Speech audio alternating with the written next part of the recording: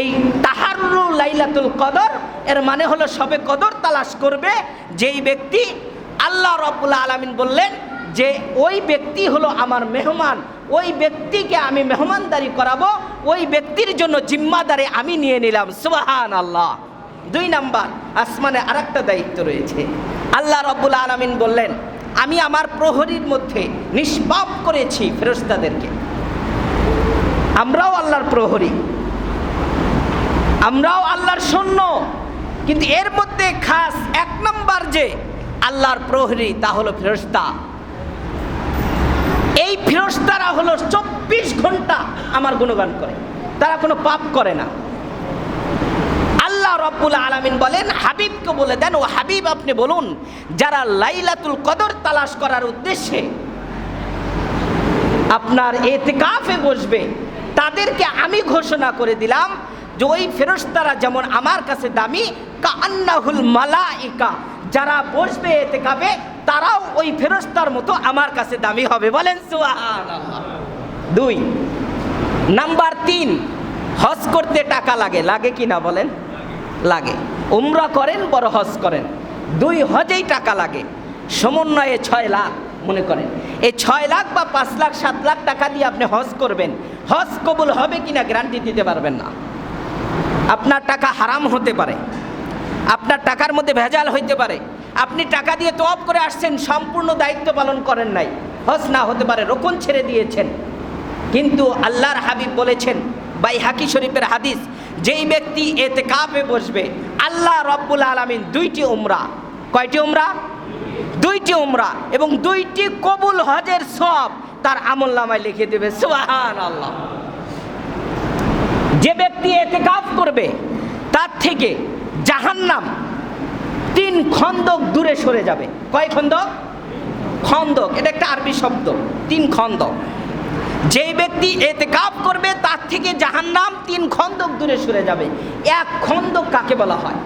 হাদিসে বর্ণনা নিয়ে আসছে 1 খন্দক বলা হয় যে প্রথম আসমানের যে দূরত্ব জমিন থেকে, এই দূরত্ব সম পরিমাণ জাহান্নাম আপনার থেকে আল্লাহ দূরে সরায় নেবেন। বলেন সুবহানাল্লাহ।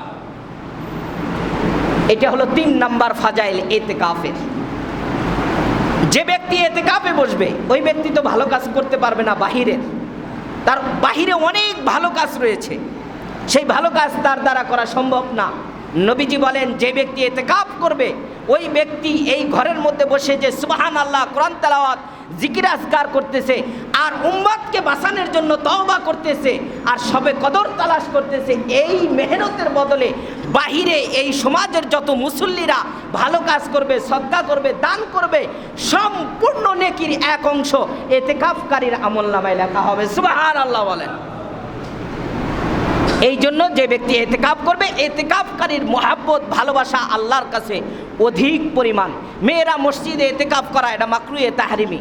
আরেকটি সব, যে ব্যক্তি ইতিকাফে বসে, এখন ইতিকাফ অবস্থায় দেখা যায় সব সময় যে আমল করতে পারবে এমন তো না, সব সময় আমল করা যাবে, তারও প্রয়োজন রয়েছে, ওযু গোসল রয়েছে, সব কিছু মিলে ঘুমও রয়েছে। এখন ওই ব্যক্তি ঘুমিয়ে গেল, ওই সময় ইতিকাফের মধ্যেই শবে কদর চলে যাচ্ছে, শবে কদর ওই সময়টা চলে যাচ্ছে। শবে কদরের 50টি বর্ণনা রয়েছে, 50 জন সাহাবী থেকে বর্ণনা। তার মধ্যে এমন একটি বর্ণনা আছে যখন শবে কদর শুরু হবে, কদরের রজনী বা সময়টা শুরু হবে, এই সময়ের ভিতরে গাছপালা সব কিছু আল্লাহর দরবারে সিজদা করবে। বলেন সুবহানাল্লাহ। এবং সাগরের পানি মিষ্টি হয়ে যাবে, মৃদু মৃদু বাতাস থাকবে, হালকা বৃষ্টি হতে পারে, এভাবে 50টি বর্ণনা রয়েছে শবে কদরের। এখন ঠিক এই মুহূর্তে হালকা বৃষ্টির মাঝে তো ঘুম আসে, আসে কি না? এখন যে ব্যক্তি শবে কদরে আছে, বৃদ্ধ মানুষ, এখন ইতিকাফে থাকার কারণে ঘুমের ভাব চলে আসছে, ঘুমায়া পড়লো। নবীজি বলেন এই ঘুমানোর ভিতরেও সে যে ঘুম গেল, আর তার তো পাক্কা নিয়াত যে শবে কদর তালাশ করা আল্লাহ রাব্বুল আলামিন, এরপরেও শবে কদরের সব ওই ঘুমান্ত ইতিকাফকারীর আমলনামায় উঠাইয়া দিবে। সুবহানাল্লাহ বলেন। যে ব্যক্তি ইতিকাফ করবে, এই ইতিকাফের বরকতে, শবে কদরের বরকতে এই সমাজের যত মানুষ রয়েছে আল্লাহ রাব্বুল আলামিন এই সমাজের মানুষের গুনাহগুলো মাফ করে দিবে এবং তাদের আমল নামায় ওই এতেকাফের সওয়াব এক অংশ সওয়াব উঠায় দেবে। সুবহানাল্লাহি বিহামদি। ফতুয়া স্বামী এবং ফতুয়া আলমগীরের বর্ণনা হলো যে এই সমাজের মানুষ যদি এতেকাফে না বসে, কমাস কম পাশের সমাজ থেকে হলেও একজন মানুষকে নিয়ে এই সমাজে এতেকাফে বসাইতে হবে দায়িত্ব পালন করার জন্য। আর এতেকাফে যে ব্যক্তি বসবে সে বাজেট করে টাকা নিতেও পারবে না, সমাজবাসী তাকে বাজেট করে টাকা দিতেও পারবে না। এখন একজন মানুষ এতেকাফে বসছে, তার সাংসারিক সব কিছু বাদ দেওয়ার পর বসে গেল, আমাদের কি উচিত না তাকে একটু খেয়াল করা? আল্লাহ বলেছেন আমার মেহমান ফেরেশতাদের বন্ধু, আমার বন্ধু আল্লাহ যদি অফার করেন তাহলে আমরা বান্দা হয়ে তার জন্য কি একটু সহযোগিতা করতে পারবো না? এটা হলো খুশি হয়ে উপহার গিফট। এটা কোটিপতিকেও দেওয়া যায়, গরিবকেও দেওয়া যায়, কোটিপতিকেও দেওয়া যায়। তা আপনি যদি বলেন আমি একটা লুঙ্গি কিনে দেব, আমি তাকে 10 টাকা দেব, আমি তার পারিবারিক খরচা দিয়ে দেব, তার ইফতারের ব্যবস্থা করব, এইভাবে যদি আপনি বলেন বাজেটের উপরে না, আপনার ইচ্ছা ধার হিসাবে আল্লাহ রাব্বুল আলামিন খুশি হবেন এবং ওই এতেকাফকারী খুশি হবেন।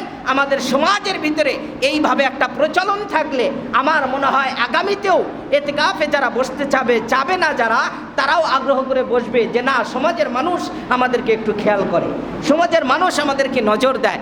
এখন একজন মানুষ এতেকাফে আছে, আপনি তাকে জিজ্ঞাসাও করলেন না আপনার শারীরিক অবস্থাটা কেমন, কষ্ট পাবে কি না? বলেন, কষ্ট পাবে না? আপনাকে বাঁচানোর জন্য এতেকাফে বসেছে, আর আপনি সেই এতেকাফবাসীকে খোঁজ খবর তো দূরের কথা জিজ্ঞাসাও করেন না কেমন আছেন। এটা আমাদের ঠিক হবে না। এই জন্য তাদের খোঁজ খবর নেব, আমার সাধ্য মোতাবেক তাদেরকে আমরা কি করব? হেল্প করব। হাদিয়া, কথাবার্তা বা আনুষঙ্গিক সর্বদিক দিয়ে এটা আমার দায়িত্ব, কর্তব্য যে আমার এতেকাফবাসী আমাকে বাঁচানোর জন্য আমাদের সমাজে বসেছে, সুতরাং আমার উচিত তার অবস্থা এবং তার সব কিছুর খোঁজ খবর নেওয়া। আল্লাহ রাব্বুল আলামিন আমাদের বোঝার জন্য তৌফিক দান করুক। সকলে বলি আমিন। যে ব্যক্তি এতেকাফ করবে ওই এতেকাফকারী তার কিছু জরুরি মাসআলা রয়েছে, বিস্তারিত আলোচনা হবে। সংক্ষিপ্ত একটা আলোচনা করি যে তার পায়খানা, প্রস্রাব বা গোসলের প্রয়োজন রয়েছে। এখন গোসল যদি করতে হয়, তার যদি ফরজ গোসল হয় তাহলে সে গোসল করার অনুমতি শরীয়ত থেকে দেওয়া হয়েছে। যদি কাছে কোনো জায়গা না থাকে একটু দূরে যায় করতে পারবে, পুকুর বা যেখানে পানির ব্যবস্থা আছে গোসল করতে পারবে। আর অজু সাধারণত আমাদের প্রত্যেক মসজিদের আশেপাশে আছে, অল্প সময় নিয়ে অজু করে আসতে হবে, পায়খানা প্রস্রাব নিজের হাজত সেরে আসতে হবে। বেকার ওখানে উল্টাপাল্টা কথা, দুনিয়াবি আলোচনা বাহিরে করা যাবে না, তাহলে এতেকাফ নষ্ট হয়ে যাবে। এখন গরমের কারণে আপনার গোসলের প্রয়োজন, এই প্রচণ্ড গরমে যদি গোসলের প্রয়োজন হয়, এই গোসলকে বলা হয় নফল গোসল। এই গোসলটার জন্য কিছু কিছু মসজিদে বারান্দায় বিভিন্ন জায়গায় ছোট্ট করে জায়গা দেওয়া আছে, সেখানে গোসল করে পানিটা কোথায় চলে যায়? বাহিরে চলে যায়।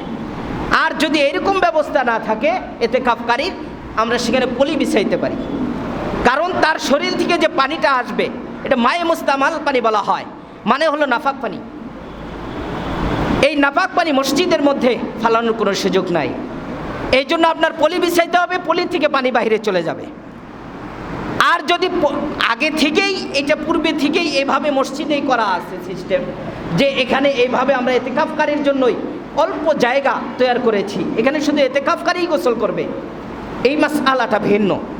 সেটা মসজিদ করার সময় নিয়াত করেই করে এটা। আর যদি নিয়াত না থাকে তাহলে এইভাবে করাইতে হবে। আর যদি এমার্জেন্সি হয়ে যায়, গোসল না করলে তার এখন কষ্টকর বা জানের ঝুঁকি আসবে, সেখানে ফুকাহে কেরাম বলেছেন অল্প সময়ের ভিতরে অজুখানা থেকে গোসল সেরে চলে আসতে পারবে। না করা ভালো, না করা ভালো।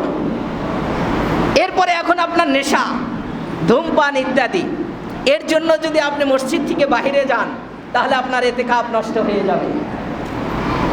আপনার এই নেশা বন্ধ করতে হবে।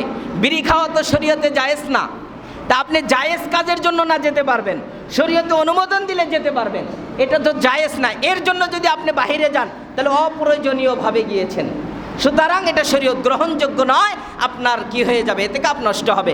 এতেকাফ যদি নষ্ট হয়ে যায় তাহলে দুইটা মাসআলা সাহেবাইন অর্থাৎ আবু হানিফার ছাত্র তারা বলেন যে এতেকাফ নষ্ট হলে আবার তার 10টা এতেকাফ করতে হবে, 10 দিনের এতেকাফ। আর ইমামে আবু হানিফা বলেন একদিনের এতেকাফ যদি নষ্ট হয় ওই দিনের এতেকাফটা কাজা করতে হবে, ওই দিনের এতেকাফ কাজা করতে হবে। আল্লাহ রাব্বুল আলামিন আমাদের এই মাসআলাগুলো বোঝার জন্য তৌফিক দান করুক, সকলে বলি আমিন।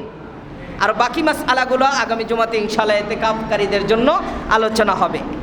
নবীজি সাল্লাল্লাহু আলাইহি ওয়াসাল্লাম বলেন,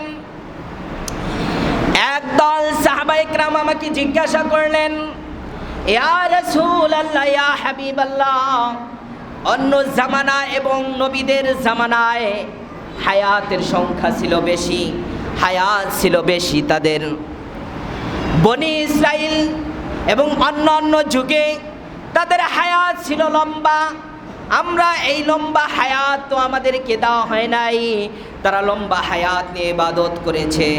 আল্লাহর হাবিব বলেন, তোমাদের জন্য আল্লাহ রাব্বুল আলামিন কিছু রজনী এবং কিছু দিন দিয়েছেন, এর মধ্যে মাহে রমজানে একটি রাত্রি দিয়েছেন। মাহে রমজানে এই রাত্রি সবে কদরের রাত্রি। কদরের রজনীতে যদি কোনো বান্দা গোলাম আল্লাহর দরবারে তওবা করতে পারে, আল্লাহর হাবিব বলেন, মান কামা লাইলাতুল কদরি ঈমানান ওয়া ইহতিসাবান গুফিরা লাহু মা তাকদ্দামা মিন যামবি। নবীজি সাল্লাল্লাহু আলাইহি ওয়াসাল্লাম বলেন, লাইলাতুল কদরের রজনীতে যদি কোনো গোলাম ইবাদত করতে পারে, আল্লাহর হাবিব ঘোষণা করেন, একজন সন্তান পৃথিবীর জমিনে যখন ভূমিষ্ঠ হয়, একজন সন্তান নাবালেগ শিশু, মাসুম শিশু পৃথিবীর জমিনে যখন আসে, নিষ্পাপ হয়ে আসে, লাইলাতুল কদরের রাত্রি যদি কোনো বান্দা পেয়ে যায়, আল্লাহ রাব্বুল আলামিন ওই বান্দাকে ওই নিষ্পাপ শিশুর মতো করে দেয়। সুবহানাল্লাহ বলেন। আরেকটি বর্ণনায়, বুখারী শরীফের বর্ণনায় নবীজি বলেন, কোনো ব্যক্তি যদি লাইলাতুল কদরের রজনী পায়, ওই কদরের রজনী আল্লাহ রাব্বুল আলামিন তার ইবাদতের মধ্যে এত আমল লেখেন, এত নেকি লেখেন, তার পূর্বের জীবনে যত গুনাহ হয়েছে এই পূর্বে